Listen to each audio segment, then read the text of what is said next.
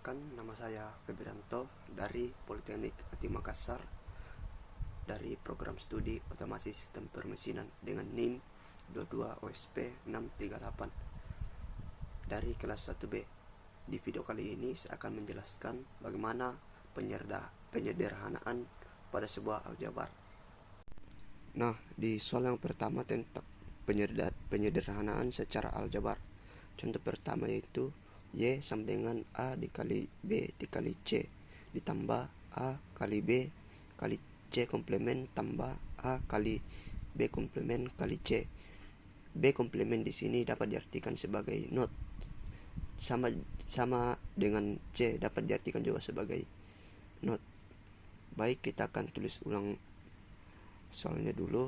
Itu Y sama dengan A dikali B dikali C tambah A dikali B dikali C komplemen ditambah A dikali B komplemen dikali C.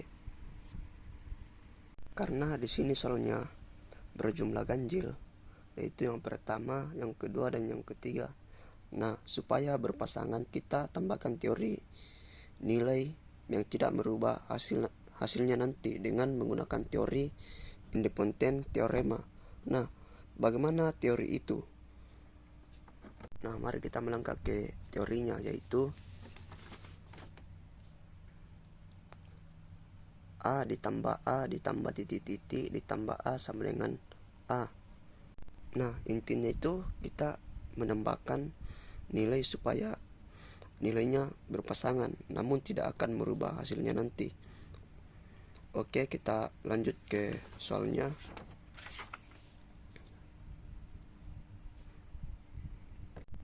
Setelah kita menggunakan teori independen, hasilnya itu adalah Y sama dengan A kali B kali C ditambah A kali B kali C komplemen ditambah A kali B komplemen ditambah C tambah A kali B kali C. Nah, ini kita sudah menggunakan teori independen teorema. Nah, selanjutnya kita itu sederhanakan dengan cara mengelompokkannya. Nah, bagaimana cara mengelompokkannya? Yaitu yang pertama kita ambil C yang ini dengan C yang ini, kemudian kita dalam kurungkan. Nah, contohnya itu Y sama dengan A kali B dalam kurung C ditambah C komplemen. Nah, ini nanti kita kalikan satu persatu, yaitu contohnya A dikali C, A dikali C komplemen.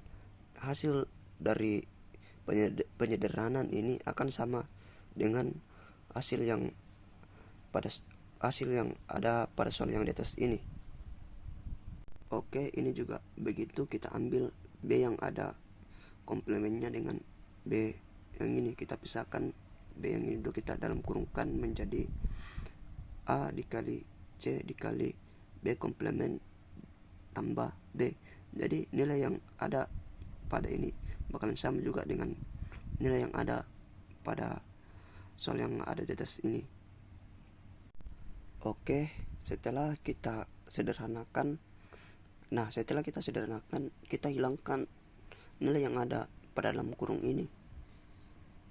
Kemudian kita tulis yaitu sama dengan Y sama dengan A kali B tambah A kali C. Nah, nilai dari ini adalah nilai sederhana atau nilai yang paling sederhana dari soal yang di atas ini. Nah, fungsi dari penyederhanaan ini adalah yaitu untuk ini, pada saat kita melakukan perakitan itu atau merangkai, kita bakalan menggunakan sedikit input dan menggunakan sedikit gerbang atau kabel-kabel yang akan kita gunakan itu menjadi lebih sedikit. Atau di sini juga dapat mengurangi sebuah biaya. Sebagai contoh yaitu ini pada soal Y sama dengan A kali B kali C tambah A kali B kali C komplemen ditambah A dikali B komplemen ditambah C. Nah, contohnya pada gambar ini itu terdapat tiga input atau banyak input. Contohnya itu pada gerbang pertama itu terdapat ada 3 input, A kali B, B kali C. Pada gerbang kedua itu ada 3 input juga. Berikutnya begitupun pada gerbang yang ketiga, yaitu A kali B, B kali C, A kali B, B kali C. Di sini juga itu menggunakan 3 gerbang N, yang 1, 2, 3, dan 2 gerbang NOT dan 1 gerbang OR. Jadi di sini tuh banyak sekali menggunakan sebuah gerbang dan input begitu. Jadi bakalan ribet dalam melakukan sebuah perakitan.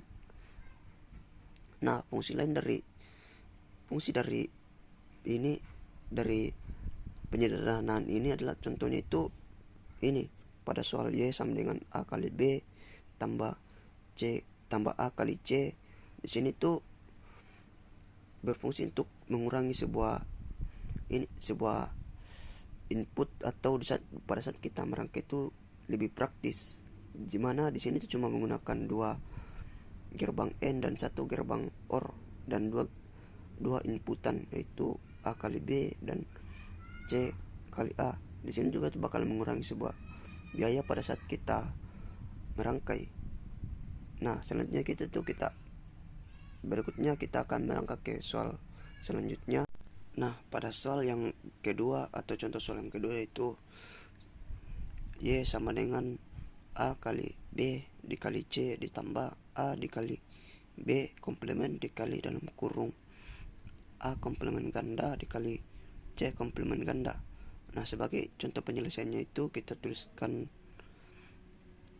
soalnya terlebih dahulu, itu Y sama dengan A dikali B dikali C ditambah A dikali B komplement dikali dalam kurung A komplement ganda dikali C komplement ganda.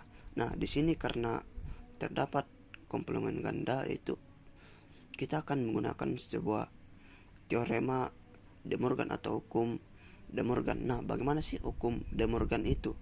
Nah, mari kita melangkah ke hukum De Morgan tersebut.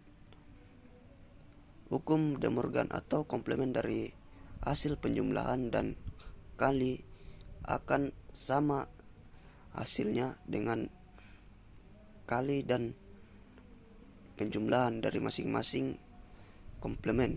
Nah, sebagai contoh A tambah B, di mana di atasnya itu terdapat sebuah garis sama dengan A komplement ganda dikali B komplement ganda. Begitupun berikutnya, A dikali B, di atasnya itu terdapat sebuah garis sama dengan A komplement ganda ditambah B komplement ganda. Nah, setelah ini mari kita ke soalnya lagi. Nah, setelah kita pahami atau tahu mengenai teorema De Morgan, itu hasilnya adalah Y sama dengan A kali B dikali C ditambah A dikali B komplement dikali dalam kurung A komplement ganda ditambah C komplement ganda. Nah, karena ini ganda atau double, kita itu menggunakan komplement ganda. Nah, bagaimana sih sebuah hukum komplement ganda ini? Di sini adalah contohnya itu involusi komponen komplement ganda. Pada ekspektasi plus atau OR itu A komplement ganda sama dengan A. Begitupun pada perkalian, yaitu A komplement sama dengan A. Nah, kita kembali ke soalnya. Pada saat kita sudah menggunakan komplement ganda, hasilnya itu akan seperti ini. Y sama dengan A dikali B dikali C ditambah A dikali B komplement dalam kurung A ditambah C. Nah, dari hasil ini kita akan mengalinya sehingga mendapatkan hasil berikutnya, itu Y sama dengan A dikali B dikali C ditambah A dikali B komplement dikali A ditambah A dikali B komplement dikali C. Nah, di sini kan terdapat dua A, yang pertama dan yang kedua. Di sini kita akan menggunakan hukum independen. Bagaimana sih hukum independen itu? Nah, ini adalah contoh hukum independen di mana A ditambah titik ditambah A sama dengan A, di mana nilai hasil pertama itu akan sama dengan hasil terakhirnya. Nah, ini contohnya, yaitu contoh dari hukum independen, yaitu Y sama dengan A dikali B dikali C ditambah A dikali B komplement ditambah A dikali B komplement dikali C. Di sini tuh kita menghilangkan A-nya menjadi A dikali B komplement. Nah, selanjutnya kita sederhanakan lagi menjadi Y sama dengan A dikali B komplement ditambah A dikali C dikali dalam kurung B ditambah B komplement. Nah, hasil dari ini bakalan sama dengan hasil dari ini. Nah, di sini hasil dari ini dengan ini. Nah, ini kita pindahkan ke depan di sini, dan hasil dari ini adalah ini. Nah, kenapa ini kita tidak sederhanakan? Karena di sini tuh tidak ada terdapat C-nya, jadi kita tidak bisa sederhanakan, sehingga kita pindahkan ke depan. Jadi nilai, nah selanjutnya itu kita sederhanakan lagi pada nilai yang terdapat dalam kurung ini, kita hilangkan sehingga menjadi Y sama dengan A dikali B komplement ditambah A dikali C dikali C. Nah, dari nilai di atas ini dapat kita lihat contohnya, itu Y sama dengan A dikali B dikali C ditambah A dikali B komplement dikali dalam kurung A komplement ganda dikali C komplement ganda. Nah, pada gambar ini atau rangkaian ini terdapat banyak sekali komponen-komponen yang digunakan, sehingga membuat kita itu mungkin bisa pusing dalam hal merangkainya. Nah, dimana pada gerbang N yang pertama itu terdapat 3 inputan, kemudian pada gerbang N yang kedua terdapat 2 inputan, pada gerbang N yang ketiga terdapat 2 inputan, pada gerbang N yang keempat terdapat 2 inputan. Nah, di sini tuh juga menggunakan 4 gerbang NOT. Pertama 1, 2, 3 dan 4. Nah, di sini juga itu terdapat sebuah gerbang OR.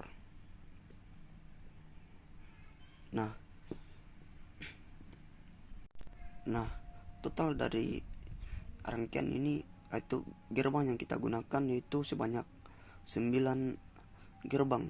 Nah, selanjutnya kita menangkap pada gambar yang berikutnya, itu gambar yang sudah atau pada soal yang sudah kita sederhanakan, yaitu Y sama dengan A dikali komplement B ditambah A dikali C. Nah, pada gambar ini tuh kita hanya menggunakan sedikit komponen, yaitu 2 gerbang N, 1 gerbang NOT, dan 1 gerbang OR, dan terdapat 2 inputan. Nah, jadi pada materi kali ini itu dapat disimpulkan bahwa penyederhanaan secara aljabar itu berfungsi untuk menyederhanakan sebuah komponen atau sebuah alat yang akan kita rangkai. Nah, sekian dari saya.